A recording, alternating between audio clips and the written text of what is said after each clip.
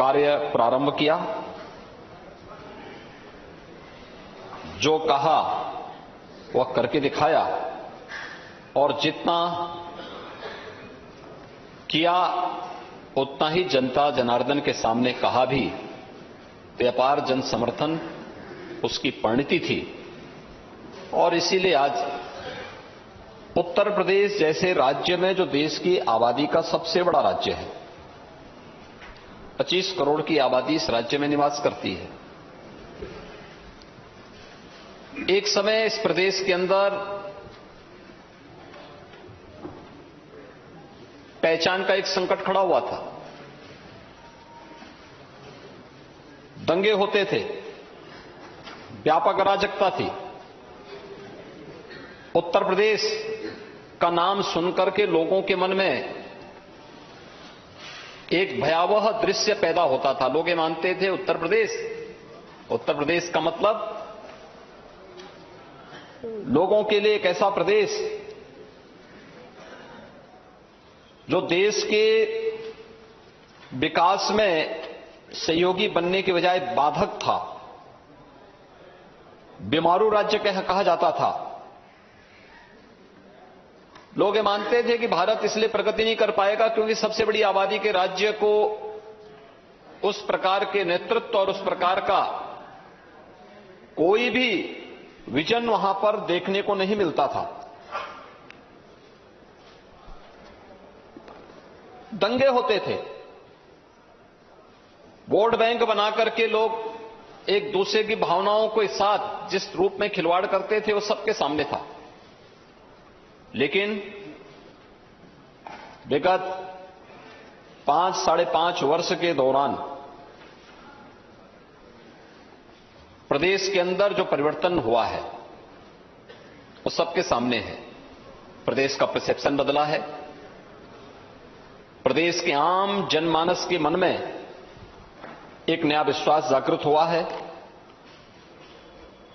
और उस नए विश्वास के साथ हर तबके का व्यक्ति जाति, मत, मजहब, क्षेत्र, भाषा से ऊपर उठ करके, क्या गरीब हो, क्या किसान, क्या नौजवान, क्या महिलाएं, क्या युवा, समाज का हर तबका सरकार के विकास के विजन के साथ अपने आप को जोड़ करके न केवल गौरव की अनुभूति करता है बल्कि अपना सर्वश्रेष्ठ योगदान देने के लिए भी तत्पर दिखाई देता है। कोविड कालखंड इसका उदाहरण है। कोरोना कालखंड में लोगों को लगता था कि ये जो 40 लाख माइग्रेंट लेबर यूपी में आए हैं कहां जाएंगे, क्या होगा इनका। मैं कहता यूपी बहुत बड़ा है। यूपी में हमारे लिए बहुत चैलेंज नहीं है। वो यूपी के नागरिक हैं, हम यूपी में उनका स्वागत करेंगे और यूपी में उनको हर प्रकार की सुविधा देंगे। स्किल मैपिंग कराई गई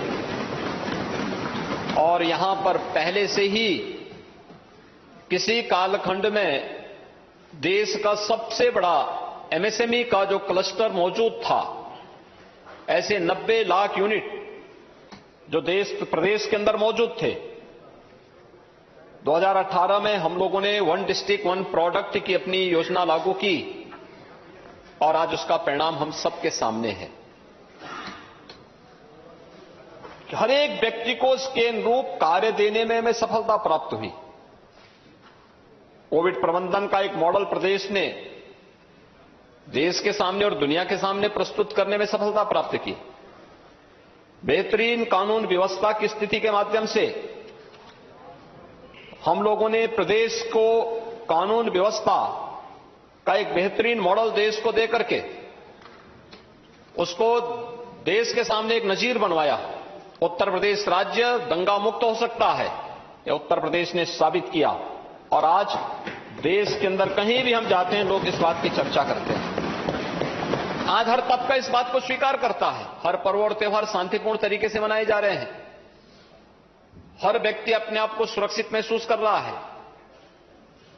ईज ऑफ लिविंग के लक्ष्य को प्राप्त करने के लिए प्रदेश ने भारत सरकार के सहयोग से मिलने वाली उन कल्याणकारी योजनाओं का लाभ बिना भेदभाव के समाज के प्रत्येक तबके तक पहुंचाने का काम किया। विगत 5 वर्ष में 45 लाख लोगों को एक एक आवास मिल जाना, प्रधानमंत्री आवास योजना के अंतर्गत एक एक आवास मिल जाना, 2 करोड़ 61 लाख गरीबों को शौचालय की सुविधा ग्रामीण क्षेत्र में और 10 लाख के आसपास गरीबों को नगरीय क्षेत्र में शौचालय की सुविधा उपलब्ध हो जाना, प्रदेश के अंदर 1,21,000 से अधिक मजदूरों में विद्युतीकरण का कार्य करने के साथ ही 1 करोड़ 43 लाख से अधिक गरीबों को फ्री में विद्युत के कनेक्शन मिल जाना, रसोई गैस के कनेक्शन 1 करोड़ 70 लाख परिवारों को निःशुल्क उपलब्ध हो जाना। इतने बड़े प्रदेश के अंदर कोविड कालखंड में 15 करोड़ गरीबों को डबल इंजन की सरकार थी, डबल डोज राशन की सुविधा उपलब्ध करा रही थी हर महीने। ये सरकार के उस संवेदनशील चेहरे की ओर को प्रदर्शित करता है।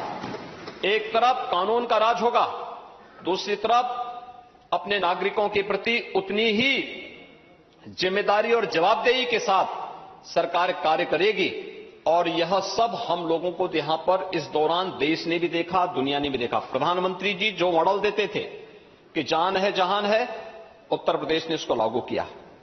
प्रधानमंत्री जी ने कहा कि जीवन भी और जीविका को भी बचाना है, तो जीवन को बचाने के लिए एक और हम लोगों ने टेस्टिंग बढ़ाई, दूसरी तरफ प्रदेश के अंदर कल कारखाने, उद्योग धंधे, ऑफिसे से चालू रहे, इसके लिए कोविड हेल्प डेस्क बना करके स्क्रीनिंग की कार्रवाई को आगे बढ़ाया। प्रधानमंत्री जी ने कहा जो जहां बीमार है वहीं उपचार करो, जहां बीमार वहीं उपचार।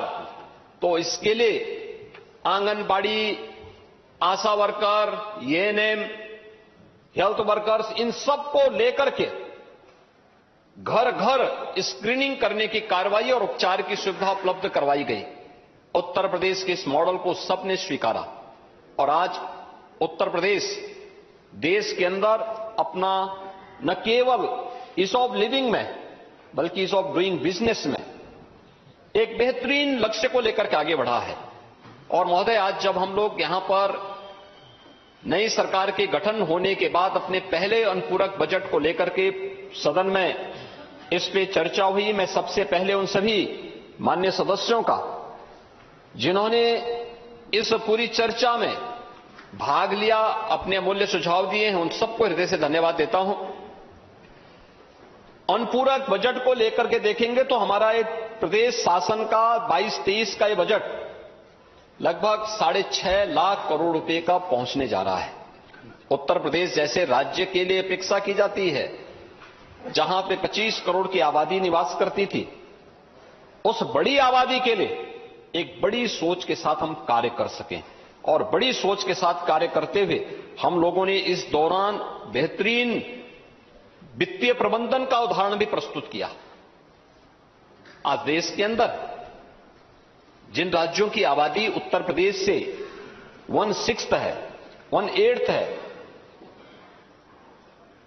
1/4 है, वे लोग घाटे का बजट प्रस्तुत करते हैं। उत्तर प्रदेश राजस्व सरप्लस स्टेट है। ये उत्तर प्रदेश की उपलब्धि है। लगातार पिछले 5 वर्षों से राज्य सरकार ने अपनी इस वित्तीय प्रबंधन का लोहा मनवाया है।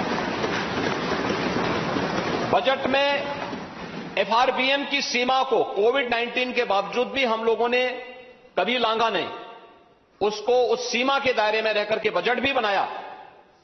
प्रदेश के अंदर न केवल लोक कल्याणकारी योजनाओं को बल्कि इंफ्रास्ट्रक्चर के बड़े बड़े कार्यों को भी लेकर के प्रदेश को एक नई गति देने का कार्य हुआ है।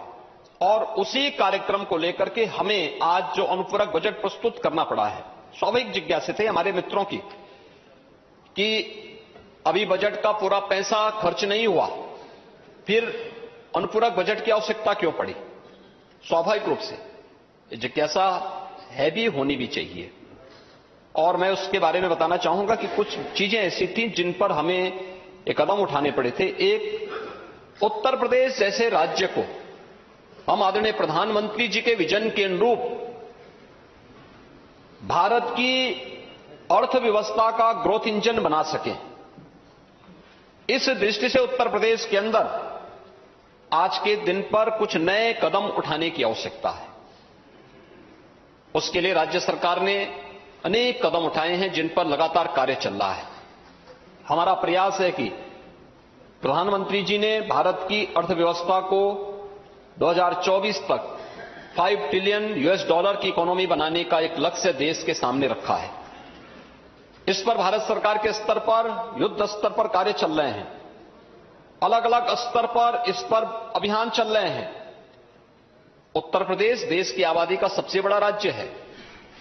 उत्तर प्रदेश भी इस दिशा में प्रयास कर सके और उस प्रयास के क्रम में हम लोगों ने भी प्रधानमंत्री जी के विजन के अनुरूप उत्तर प्रदेश को $1 ट्रिलियन की इकोनॉमी के रूप में बनाने और उत्तर प्रदेश को देश की इकोनॉमी का ग्रोथ इंजन बनाने की दिशा में जो प्रयास प्रारंभ किए हैं, उस प्रयास के क्रम में हमें यह अनुपूरक बजट लेकर के इस माननीय सदन के सम्मुख आना पड़ा है।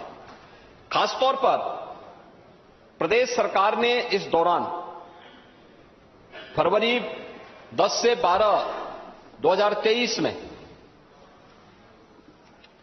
ग्लोबल इन्वेस्टर समिट का आयोजन किया है। ये प्रस्तावित किया है ग्लोबल इन्वेस्टर समिट एक बड़े लक्ष्य को लेकर के, निवेश का एक बेहतरीन गंतव्य उत्तर प्रदेश बने। उत्तर प्रदेश में निवेश की अपार संभावनाओं को हम आगे बढ़ा सकें। और जैसे हुआ भी कोविड कालखंड के दौरान विगत 5 वर्ष के दौरान 4 लाख करोड़ रुपए से अधिक का निवेश उत्तर प्रदेश के अंदर हुआ। आप अनुमान करेंगे उत्तर प्रदेश आज डाटा सेंटर का हब बन रहा है। उत्तर भारत का पहला डाटा सेंटर अभी ग्रेटर नोएडा में लोकार्पण करने का कार्य, ये सौभाग्य मुझे प्राप्त हुआ कि उत्तर प्रदेश के पहले डाटा सेंटर का उद्घाटन का कार्य भी हम लोगों ने ग्रेटर नोएडा में संपन्न किया है। देश की पहली डिस्प्ले यूनिट चीन से उत्तर प्रदेश में लग चुकी है, उसने प्रोडक्शन अपना प्रारंभ कर दिया है। ऐसे अनेक आईटी और आईटीएमएस के अंतर्गत ढेर सारा निवेश हुआ और अलग अलग सेक्टर में ये निवेश की संभावनाएं आगे बढ़ी हैं। खासतौर पर मथुरा, अलीगढ़, आगरा, एटा, ये सभी क्षेत्रों के आसपास के हमारे माननीय जनप्रतिनिधिगण इस बात, फिरोजाबाद और उसके आसपास के जनप्रतिनिधि हमेशा इस बात को कहते थे कि आलू और मकई के उत्पादन का क्षेत्र है, कुछ यहां पे प्रोसेसिंग सेंटर लगने चाहिए। पेप्सिको का पहला सेंटर मथुरा के कोसी कला में स्थापित हो चुका, उसने प्रोडक्शन प्रारंभ कर दिया है। लाखों किसानों से आलू खरीदने की जिम्मेदारी और उसके माध्यम से प्रोसेसिंग के माध्यम से विभिन्न प्रोडक्ट बना करके उन्हें भारतीय बाजार में और दुनिया के बाजार में प्रस्तुत करने का कार्य वो कर रहा है। ऐसे ही अलग अलग सेक्टर में डिफेंस कॉरिडोर उत्तर प्रदेश की एक नई ब्रांड बनने जा रही है। उत्तर प्रदेश एमएसएमई का एक पहले से ही बेहतरीन क्लस्टर था, उपेक्षा के कारण मृतप्राय होता जा रहा था। हमने उसको तकनीक के साथ जोड़ा, हमने उससे एक ब्रांड दी, हमने उसको मार्केट दिया। आज परिणाम है वह फिर से आगे बढ़ रहा है। उत्तर प्रदेश एक्सपोर्ट का भी एक हब हो रहा है। ये एमएसएमई आज हमारे लिए एक बहुत बड़ी ताकत बन रही है अर्थव्यवस्था के लिए। और इस दिशा में जो प्रयास आज प्रारंभ हुए हैं उसमें वन डिस्ट्रिक्ट वन प्रोडक्ट के माध्यम से हम इसको आगे बढ़ा रहे हैं। इसने हमारे प्रदेश के एक्सपोर्ट को दुगने से अधिक किया है। जिस प्रदेश में 15-16 तक एक्सपोर्ट लगभग 50 से 55 हजार करोड़ रुपए था, आज उसी प्रदेश का अगर 21-22 का एक्सपोर्ट देखेंगे तो वह 1,56,000 करोड़ रुपए से अधिक का एक्सपोर्ट उत्तर प्रदेश से हुआ है। उत्तर प्रदेश की कनेक्टिविटी बेहतर हुई है। आज 6 एक्सप्रेसवे वाला देश का पहला राज्य उत्तर प्रदेश बन चुका है। उत्तर प्रदेश देश का सबसे अच्छा रेल नेटवर्क रखता है।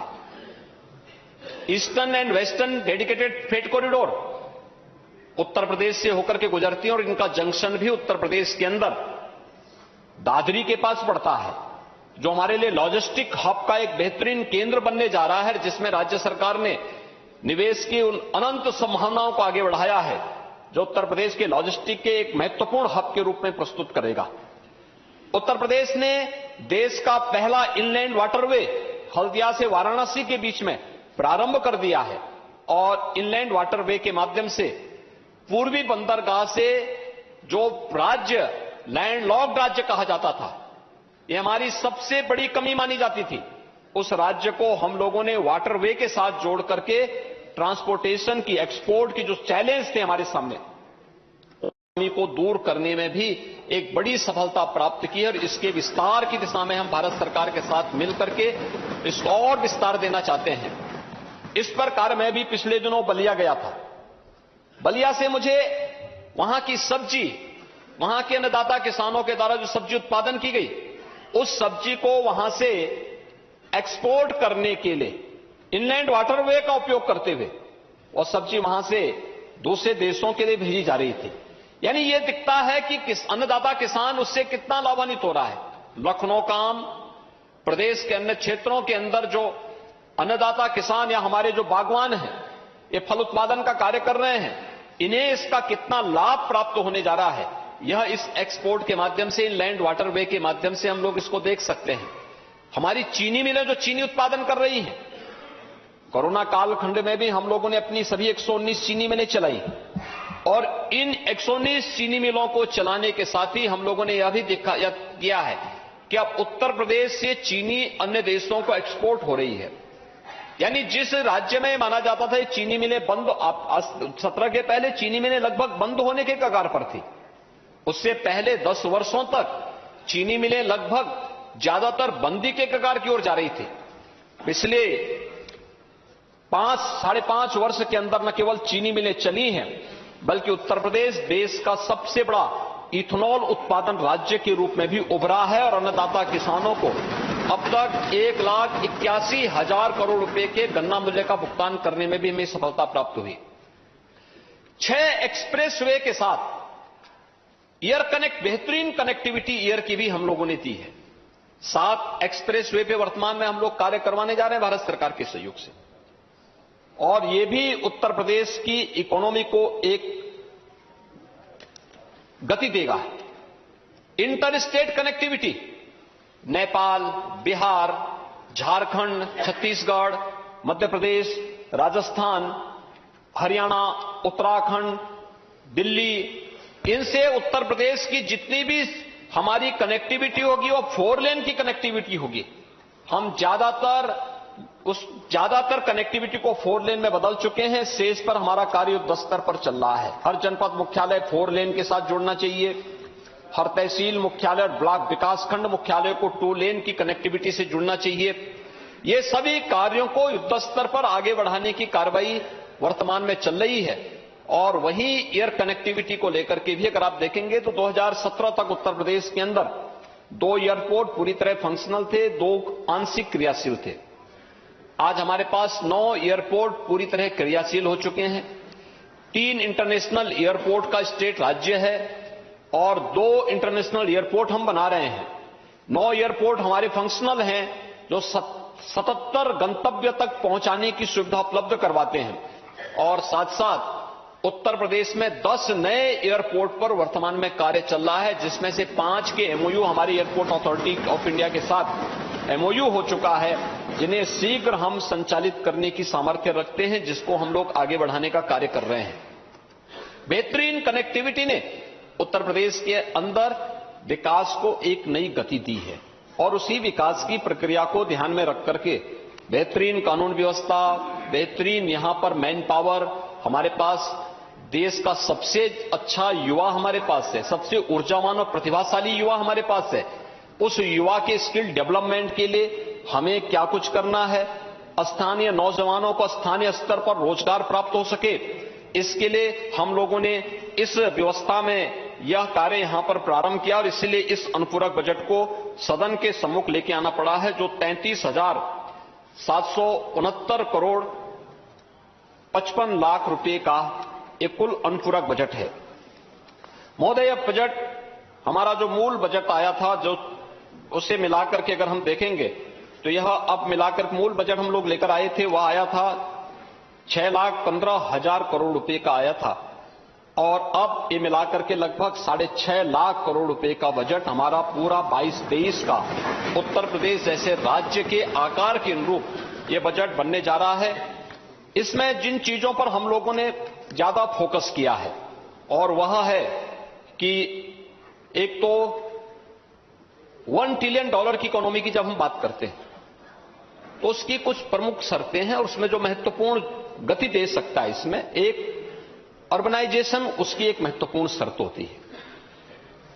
हमने प्रदेश के अंदर नए नगर निकायों के गठन भी किए, नए शहरों के विकास के लिए भी कार्य कर रहे हैं, कुछ नए मॉडल इसके लिए तैयार किए जा रहे हैं और नए शहरों के विकास के लिए भी हम लोगों ने अलग अलग नई टाउनशिप स्थापित की जा सके इसके लिए 4,000 करोड़ रुपए इस बजट में प्रस्तावित किए हैं जो हम लोग इन नए शहरों के विकास में कार्य कर सकेंगे।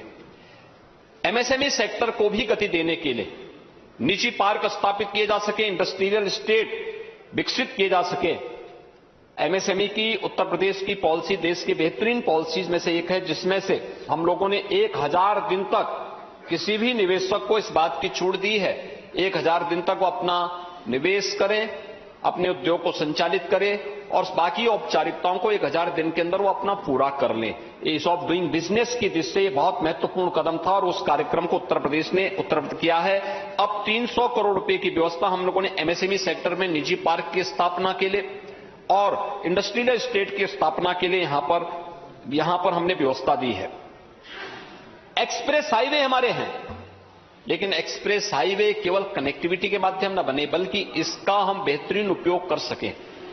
इन एक्सप्रेस हाईवे पर हम जगह जगह औद्योगिक क्लस्टर विकसित कर सकें। इस दृष्टि से भी बजट में 8,000 करोड़ रुपए की व्यवस्था की जा रही है और ये प्रदेश के अलग अलग क्षेत्रों में हम इसको विकसित कर सकेंगे यह व्यवस्था।